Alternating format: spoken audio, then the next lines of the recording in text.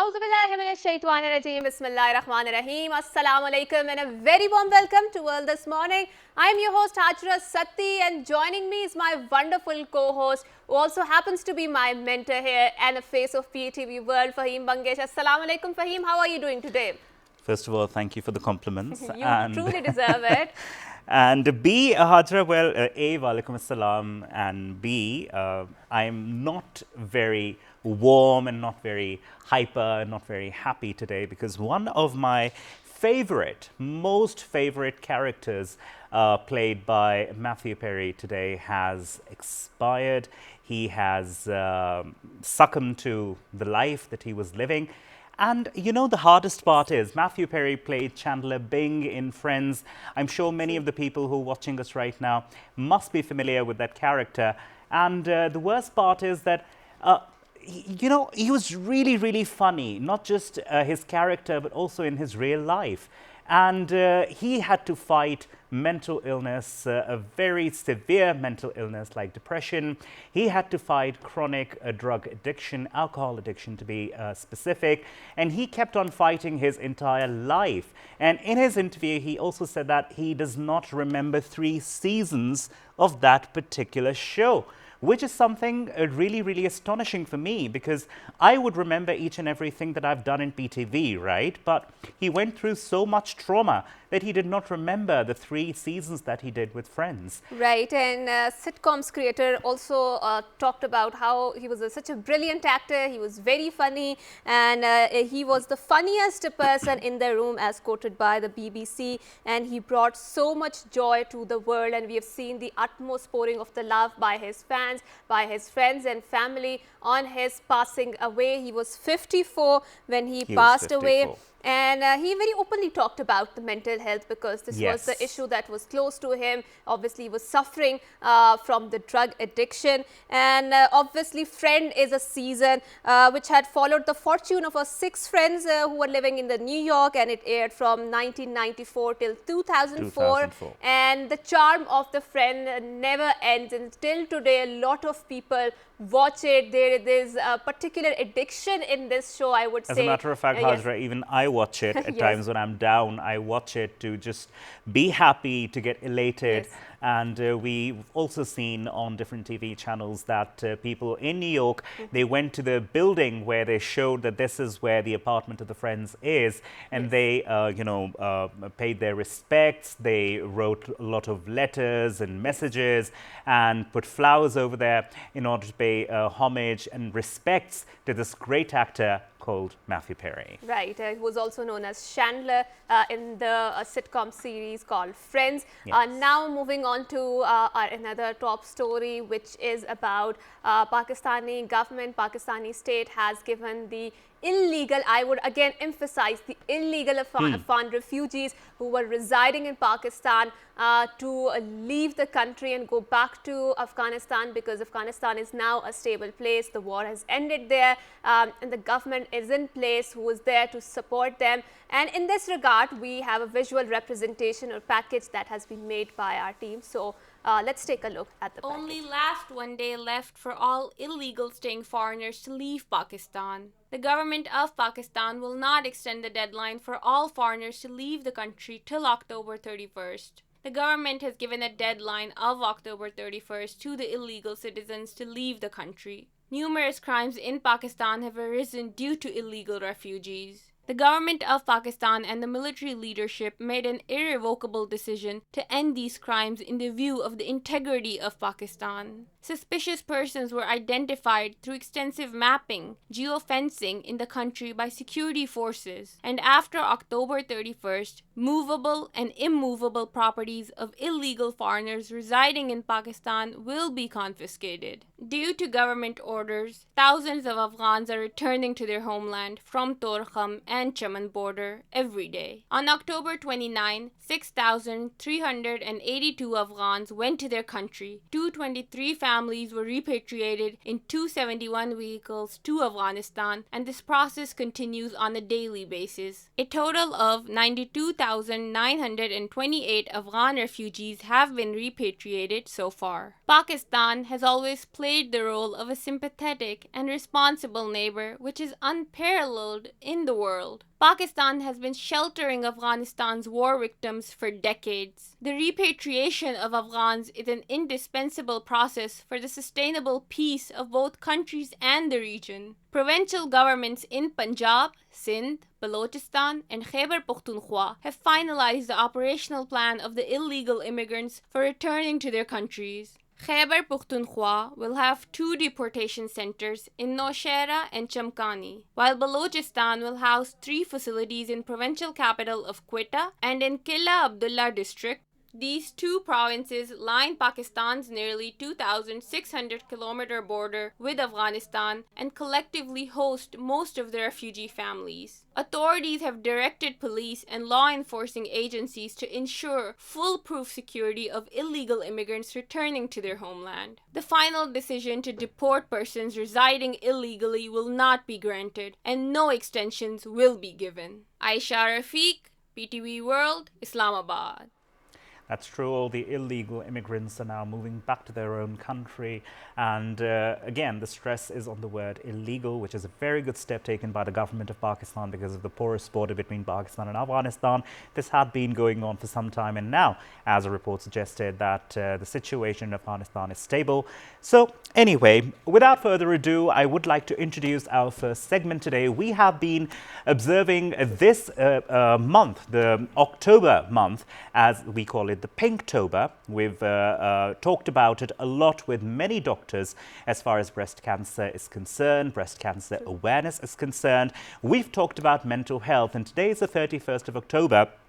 And we thought to have one last discussion, well, I wouldn't call it the last, but for this month at least, we thought we would like to talk about the surgeries and about different aspects of breast cancer and basically create more awareness in all the people who are watching us right now. I would like to introduce our first guest of the first segment. That's Professor Dr. Rizwan Aziz. He's the head of surgical oncology at Akbaniazi Teaching Hospital and Professor of Surgery. Dr. Saab, Assalamu alaikum and welcome to PTV World. Wa alaikum assalam. Thank you for inviting me for this very important topic this morning. It's an absolute pleasure, sir. Right. So, sir, we would like to kickstart our conversation and we would like to ask, so when we talk about the breast cancer awareness, since it's known as the Pinktober, so pink is the color which is usually associated with the femininity or the womanhood. Yes. But do you believe that the breast cancer can be only acquired by the women, or there is no gender barrier in this cancer?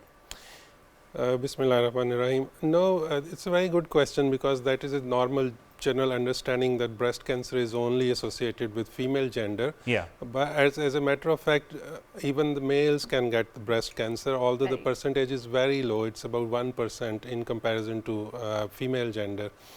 So yes, males can get breast cancer as well, and the treatment is pretty much same, the stages are pretty much same. Because the percentage is very less, especially in our subcontinent, so we don't give that much, unfortunately, that much importance to male breast cancers. But yes, that does happen.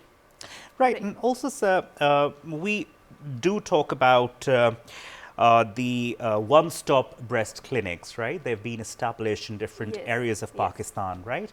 And this is a huge facility. First of all, I would like you to highlight what exactly one-stop breast clinics are, and also do we need to expand them, increase them, and what do people do who are in, for example, lesser developed cities or in the rural centers, because most of the population of Pakistan, they live in the rural centers? Yeah, that's a very good question. So, the concept of one-stop breast clinic is a rather new concept because, and it's not very much readily available in different areas of Pakistan, especially the remote areas. Currently, it is only available in some bigger centers in bigger cities. The concept is that if a patient, female, let's say it's a female patient, gets a problem with the breast, whether it's a lump, whether it's a discharge from the nipple or lump in the armpit or any other problem.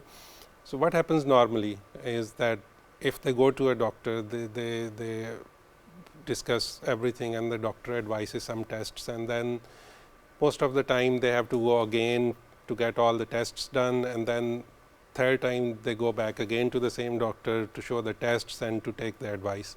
Concept of one stop is that everything happens during one appointment at one place. So the patient comes like a one window facility. One window facility type of thing. So patient comes, the surgeon reviews the patient, the radiologist does the scans at the same time. If we need to do a needle test, there is a histopathologist available. They do the needle test at the same time. Most of the time, we give the plan and results to the patient during the same appointment. Right. So that saves a lot of hassle of coming back and forth to the hospitals. That saves their time, and that gives them peace of mind when they get everything done during the same appointment. Right. So, Dr. Saab, since you deal with this particular form of the cancer and you have expertise in it, and I'm pretty sure lots of people, patients walks into your office for getting the treatment done. But when we talk about breast cancer, and in Pakistan particular, can you shed some light? What are the demographics of the people who are suffering from it? For example, people like he mentioned who are living in a marginalized communities or who are belonging from a poor background. Are they more receptive about having this awareness regarding this disease? Because whenever the sexuality of the woman is discussed, it's a very taboo subject, and True. people are not very open to discuss it. The demographic, how females get this type of cancer is actually this type of cancer depends on a lot of things, starting from genetics and lifestyle and diet and smoking and obesity and a lot of other things. The problem with the remote areas is that there is a social taboo. Yes. There was there in the bigger cities as well, but it's getting better with all these campaigns and everything. But the remote areas still have the same problem. So the problem which we face is that the people who come from KPK or remote areas, they usually come with the advanced stage, because of the same problem that number one, females sometimes don't tell about what they are going through. Second problem is that they are dependent on their male counterparts or male family members to bring them to the hospital. And the social taboo. So all these factors combined cause this problem that when we see patients from remote areas, they come with the advanced stages and the treatment becomes very difficult. Right. So, jumping on to the conversation again, Dr. Saab. So, let's talk about, you talked about that there are awareness campaigns in the big cities and people are talking about it. So, the civil society is working on it. Our First Lady, Samina Arif Alvi, is very actively taking this campaign. She is always very actively participating in all of these speeches and wherever the awareness is concerned. But we do have enough conversations. But what sort of conversations further do you think we need to have when it comes to the breast cancer awareness? Because when it comes to the awareness part, I think we are on the right track. But when it comes to actions, do you think that we are also on the right track? I think to start with, when the campaign started a few years ago, that was a very good step. And now, because of the thanks to print media, social media, our televisions, everything, that now the message has been delivered to remote areas. Even people are changing their minds. Even on the mobile phones. Even the mobile phones. But very rightfully, as you said, the campaigns are not enough. So we need to take some solid actions. So the other day we were discussing this thing with some health authorities, and we were thinking the same thing, that we should establish some women wellness center type of things in the remote areas, or along with the already established BHUs and stuff like that. So that will probably make further changes, and that will probably pull people to come out and speak to the doctors or speak to their family members and get the treatment done in time. Also, sir, when we talk about breast cancer, since you're a surgeon and you happen to be an oncologist as well, we talk about mastectomy often when it comes to breast cancer. We talk about the psychological aspects of mastectomy. We talk about how it affects a person. Because I know a person who got it done and then later on had a very bad infection over there on the site. So there is this concept of breast conservation surgery. Could you highlight that too? So what we usually do nowadays is that the concepts of cancer treatment are changing. Right. With time, with the development, with the advancement in medical field. So what we now usually offer to patients, if they come to us at early stage, which is stage 1 and 2, we usually offer them, we don't remove whole of the breast, we usually offer them breast conservation surgery. We call it BCS, which is breast conservation surgery. BCS, that means right. the part of the tumor along with a specific size of a normal margin of the tissue is removed, and then the lymph nodes, the lumps from the armpits, they are removed selectively nowadays to keep the function intact. And then depending on the type of the tumor, we send patients for radiation therapy and or chemotherapy. Right. So that completes the treatment. But the impact on patient psyche, patient cosmesis is way beyond that if we remove the whole breast. Right, and so also, sir, we would also like to know when, for example, everyone is asked to examine themselves and do a self-examination. So when you do that, when you feel that, what should be a worrying symptom, what should be a worrying feeling of the lump, that perhaps this might be something cancerous and I should get it checked. So what do you suggest? So any lump, they should come to the doctor and get it checked.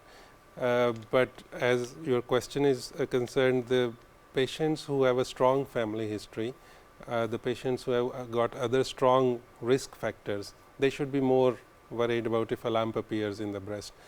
That is why especially we ask patients to examine once they finish their menstrual cycle. Few days after that, they should fix a date and do the self-examination, because during the menstruation there is a surge of hormones and everything. Exactly. So the breast becomes lumpy anyway. So those are kind of normal lumps. But if everyone knows about their body, so if they think there is anything different, it should always be checked. Right, and Dr. Saab, so let's talk about one of the subjects which as a layperson I believe is closely associated with the breast cancer, and which is breastfeeding, and especially for the new young mothers. So do you think that there is a connection between these two parameters, I would say, and how important it is, especially for the young mother, to breastfeed their kids when they are in their very transformative or infancy stage? Generally speaking, breastfeeding basically protects from breast cancer, but that's not a rule. But generally speaking, yes, it protects females from the breast cancer. So this is a part of our campaigns as well this year, that we try to encourage females that they should breastfeed their kids. How it works is it's related to the hormonal factors, that during breastfeeding the protective hormones are secreted more in the body rather than the estrogen and progesterone, which can actually cause the estrogen dependent or progesterone dependent breast cancers. So we should talk about that, and we should encourage people to breastfeed their kids. Because nowadays the marketing campaigns of this formula milk, they are so strong that we see that the young mothers are more attracted towards that alternative, and I think we need to change that conversation, because Absolutely. I think nature is always very healing, and we should always go back to the natural solutions or the nature's way of things, right, Fahim? So Dr. Saab, now let's again come back to the breast cancer. And before, Sure, go ahead. Just wanted to ask one more thing, sir. Fibroadenoma and a cancerous tissue, so what would be the difference between the two? What would they feel like, and when should a woman or a lady or anyone or even a male should be concerned? All right, so fibroadenoma is a benign lump, it's not cancer. Fibroadenoma usually occurs in young females in their 10s, 20s, up to 30. It can occur even after that, but generally speaking, fibroadenoma happens in very young females. It's a very smooth lump, it's a very mobile lump, and you can easily move it here and there. So that is usually a benign lump. The cancer lumps are hard, firm, fixed lumps, and you can easily differentiate between the two. But having said that, even if someone develops a fibroadenoma, that should be checked by the specialist as well. And what about painfulness? The breast lumps at a very initial stage are usually painless, I see. but the cancerous lumps become painful at the advanced stage. Right. And Dr. Saab, if someone does get the breast cancer, usually we see the way people approach this topic, people who are in the surroundings or who are the loved ones, they, I mean, unconsciously or unintentionally sketch very dreadful scenarios about, you know, the cancer and how people pass away. And obviously the name cancer in itself does evoke a lot of furor inside a person. So how do you think we need to approach this topic if someone Because is… people partially die just listening to the term. Exactly, which should be more sensitive of the particular disease or this cancer that they are carrying inside themselves. The problem is the word cancer has got so much scariness in it from the times when probably the disease was established or diagnosed. But the thing is, we need to understand that more people die from other diseases nowadays. The cancer has got treatments. There are a lot of kind of cancers: colon cancer, thyroid cancer, breast cancer, even the blood cancers. If we pick these cancers at an early stage, we can treat them completely just like any other disease. So we need to, that is part of our campaigns as well, but we need to propagate this message more, that cancer is not that dreadful kind of a word nowadays, because treatments are available. Yes. And once you are cancer free, you are just like any other normal person. So stage 1, stage 2, even if it's cancer, we deal it just like any other disease. Right, right. Dr. Saab, thank you very much for coming here and giving us your time. Definitely very knowledgeable information you shared with all of us, and I'm sure our viewers also learned a thing or two from here, because obviously this is something that is of concern. This is something that is prevalent in the society, not just our society, the entire world, and we should be more sensitized towards this knowledge, this information, so that, you know, it could be a mitigative strategy for the future, perhaps in prevention of the disease, perhaps in the treatment of the disease. Well, thank you very much. We will be right back after this short break, sir. Thank you very much for coming in, and do stay tuned. Don't go anywhere. Thank you.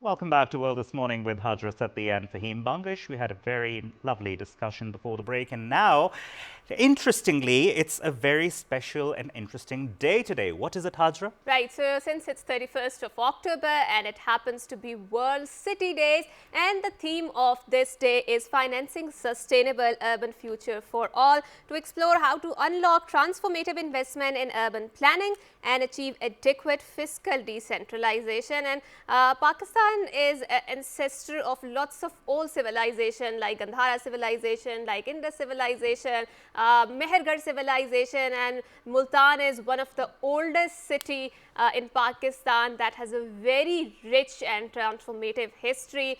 So does Lahore. Lahore has hosted so many armies, so many people, so many different ethnicities. And coming to Pindi, Rawalpindi, of course, I mean, as this city grew, it has evolved different names, and Fatehpur was his initial name, then it changed to Gajnipur, and now it's Rawalpindi. And I have this fascination, Fahim, I would like to contemplate here of going and exploring the cityscapes, especially of the Androon Sheher. Androon Sheher, you're so right. Yes, you're so right. And it is particularly the landmark of South Asia, because there's this particular cities in that particular areas, and they are reflective of the old legacy. So for example, if you go to Lahore, you will find that there is a Delhi Gate, and it has a very old history of how army used to move from one particular area to another particular area, and then it has direct connection towards the Delhi, because back then it was the part of the Mughal Empire. The aura is different. You Yes. feel like part of the ancient empire, the Mughal Empire. Yes. It's totally different. I'm sure people who have not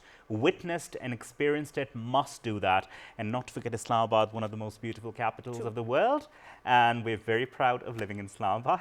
Well, it's very clean and green, yes. and I hope and wish that it remains the same, because the way it is transforming, I think we definitely need a very sustainable financing to make sure that it remains the same, because I think nowadays when you move outside, you will feel that there is something stingy in the air, which is often reflecting back into your throat, and I think the air quality is degrading a lot. So we need to make sure that we the smog, which is the byproduct of the pollution and the industrialization, remains in check and does not make Islamabad a very polluted city. Well, we hope for the best. And now talking about the topic of the second segment today, that is interpersonal communication skills in both your personal life and your organizational life or your professional life.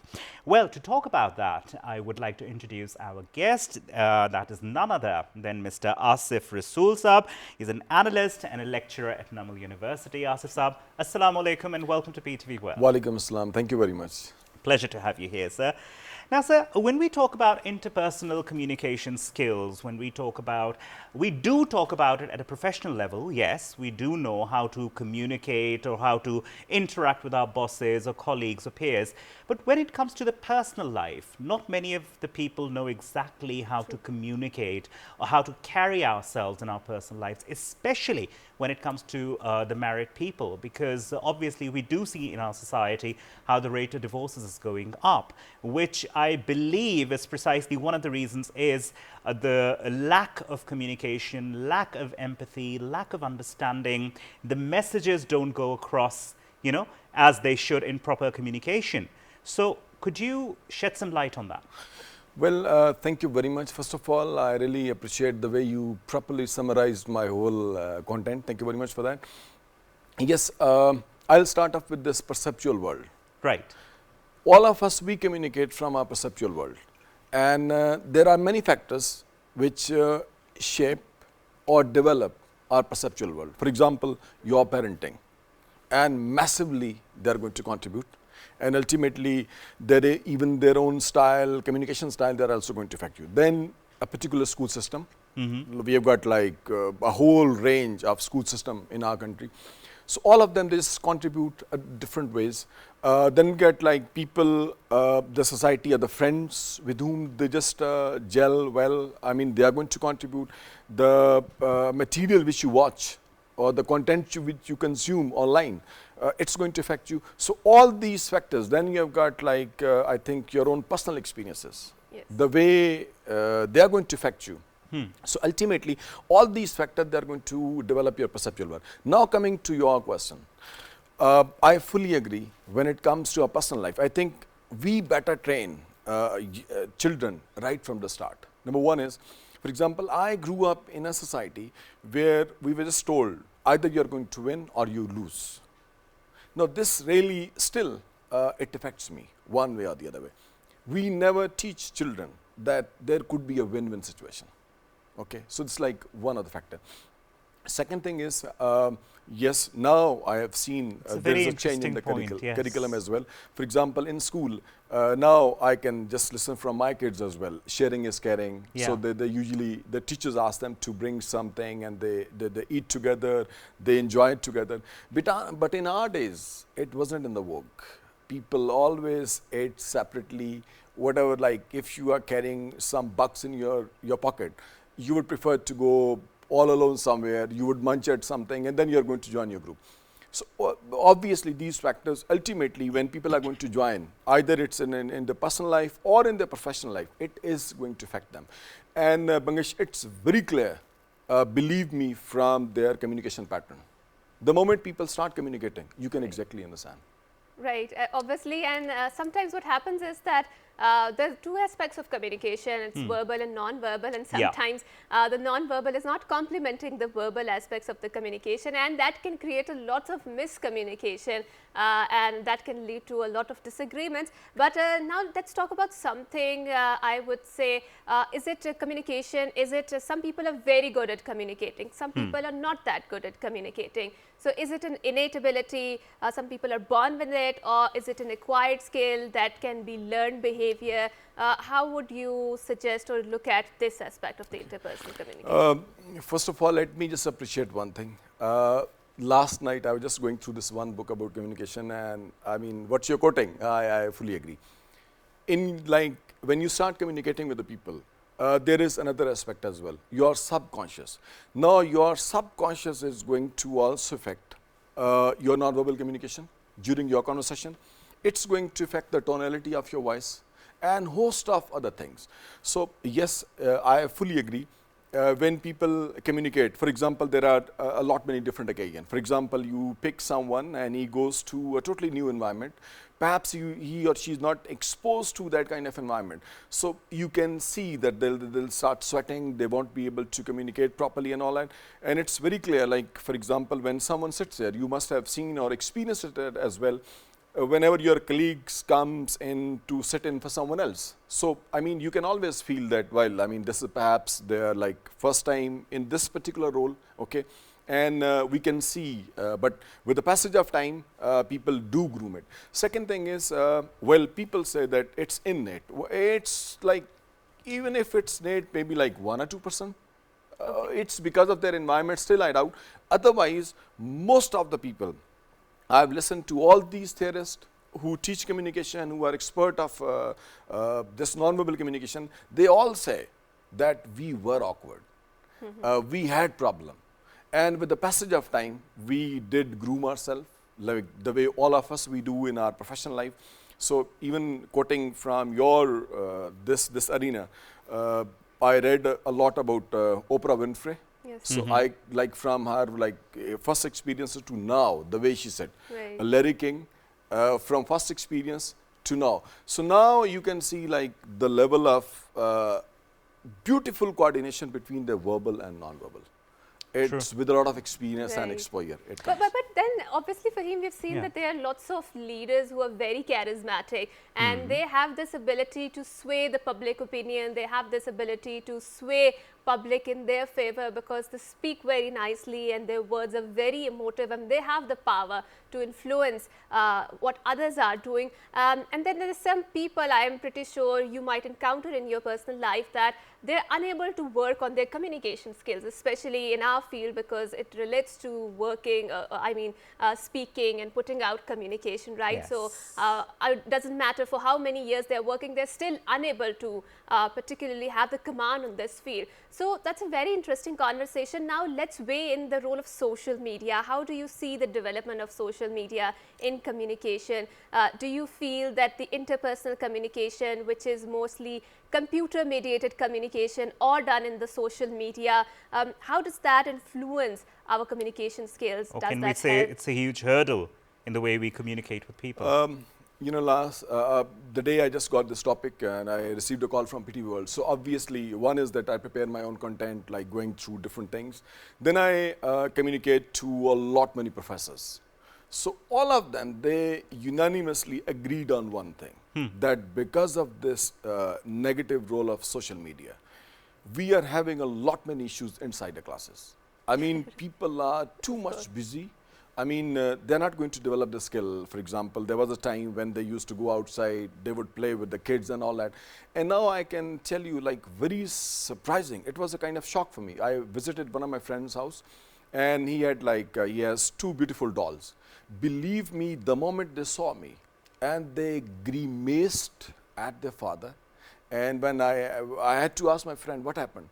He said that, well, they are saying that we are busy. We are watching our videos, so why did this uncle come? He's going to take a lot of time. So it's really going to affect kids in a very negative way.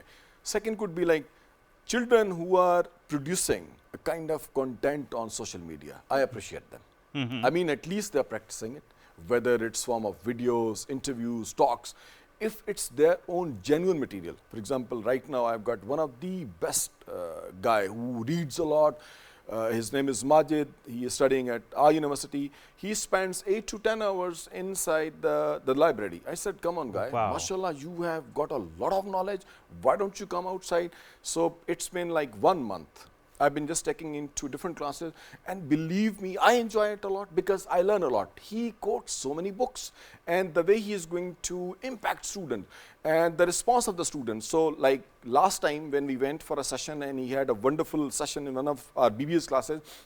So when he finished, Bangesh, could you imagine that there were like a lot many female students? They said that we never thought that we would read even a single book in our life, but today we make a promise. So when we came outside, I said, look, I know there's a beauty inside the library. You said there, you read a lot, but did you see the impact? You should enjoy it, and you should cherish it.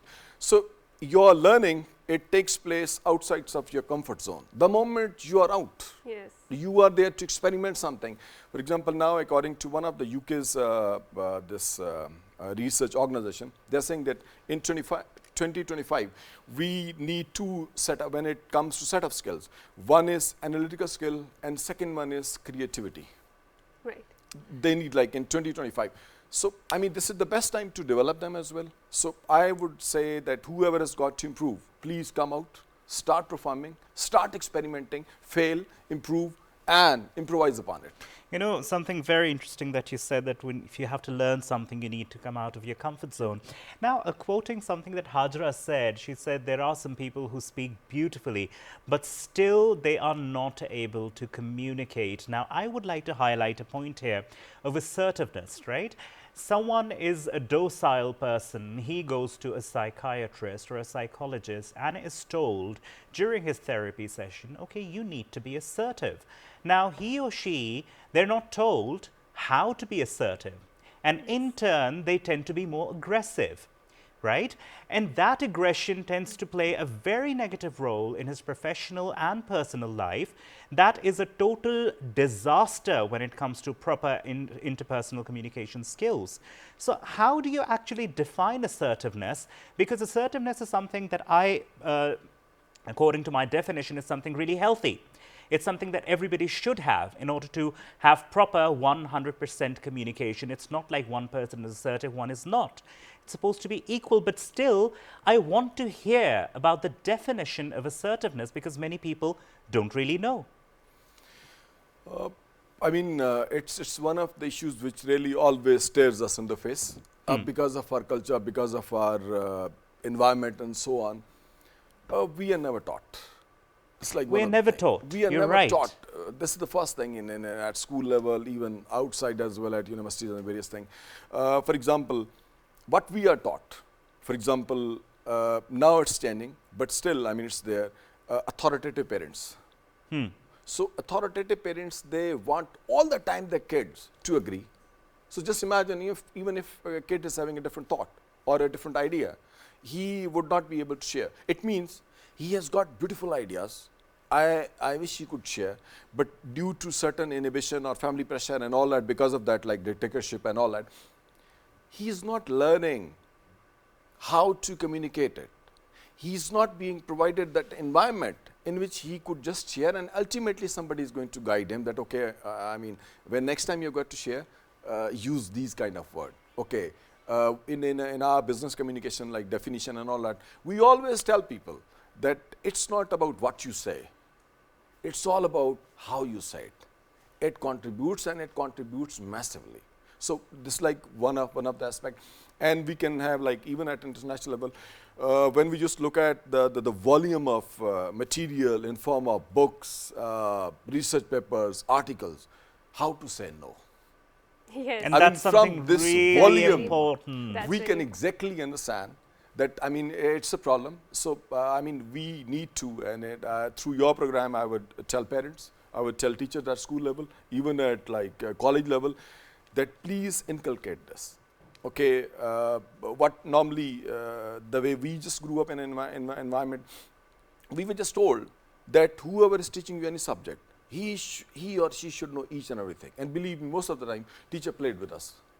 They didn't know exact answer. And now, I mean, after just reading and listening to different, and our colleagues who just came from foreign universities, when they shared that it's very normal in foreign universities, that if you ask any question, and if that's not the relevant area of that professor, he would say, okay, just give me like 1 or 2 days, let me read it. Next time I'm going to come, Bangash, in how many classes does it happen inside Pakistan? If a teacher said that, well, I don't know, let me read it, you know, what's the perception? He doesn't know. He's also scared, so they are going to play.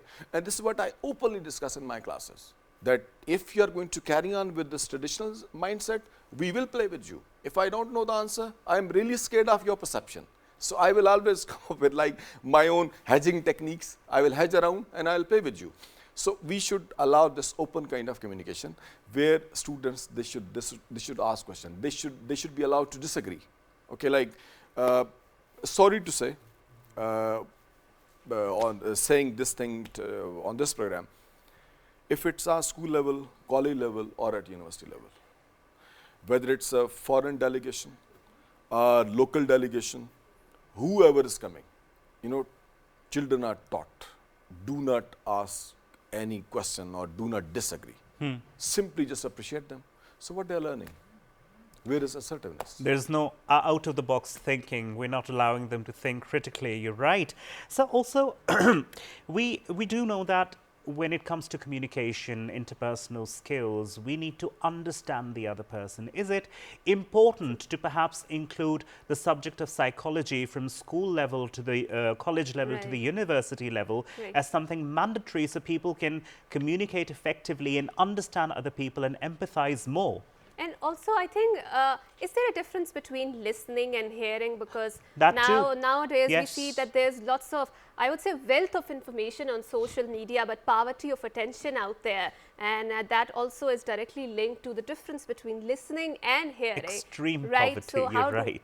yes, so how do we deal with yes, that? technically we do teach this thing. Hearing is like now even sitting in a studio, I can just hear too many sounds, okay, for example, light sounds and all that. But wherever I'm going to focus, that is exactly my listening, clear? So just coming back to like your point, there are a lot many issues in this regard in which we can just train people. For example, empathy. Believe me, Bangash, it's such a beautiful thing when you teach inside the classes, okay? And especially understanding people. Oh my goodness, once you understand them, you become like a chess player who really knows how to deal with the people. And in my life, I love spending time with difficult people. Why? I empathize with them. Sometimes, sorry to say it, I sympathize with them. Why? Because they, I mean, just look at someone who cannot manage himself or herself. Okay, once they get angry, they're angry, they shout, they can't control. Similarly, so the best, for example, I just quoted this thing last time in my class. One of my friend, mashallah, he's at a very senior position in UK. Perhaps I was unable to respond to his text. And you know, right after 2 or 3 minutes he received, he said, well, I think people should have very clear preferences. So perhaps I'm not in that, your preference. Alhamdulillah, thank you very much, goodbye. That one is, was, I some literally people got do that, angry. yes. And I was saying that, well, the words were there that, well, if you are that much angry and all that, I too have got ego and all that. But then I thought, no, relax. I changed my words. I said, well, I mean, I always look toward you. Since you are working at a very senior position of Microsoft management, so you always teach me about latest softwares, what's going on in UK. So I learn a lot from you. Believe me, I do not want to leave you. I love you. I appreciate you. Even before your text, the irony was that I was talking about you. I was quoting your example, and then I just see, and it literally disturbed me a lot. After 2 or 3 minutes, I received a very different kind of text, and still we are going. Had I not understood, had I not empathized with him, it would have resulted in a very different kind of thing. That's, So I think, because of our inflated egos that we're not able to understand and respond in a different manner. Rather, we react, perhaps. And I think that is why my professor used to say, and I really love the quote, and I quote it again and again, that is that the language, the development of the language has done massive damage to humanity. because there are lots of miscommunication that takes place because how we are unable to formulate our thoughts into our language. Thank you so much, Asif Saab, for coming here, for having this wonderful conversation about communication, a thing that we deeply deal with sitting here in our studio, especially on the media. Yes. And I think one thing that I would like you to take away from this entire discussion is be responsible with these words, because as Dumbledore in the Harry Potter used to say, that words have this ability to inflict the damage and also to heal, right? Yes. So with that, we will say Allah Hafiz, goodbye. Until next time, it's a goodbye and good Good morning. morning.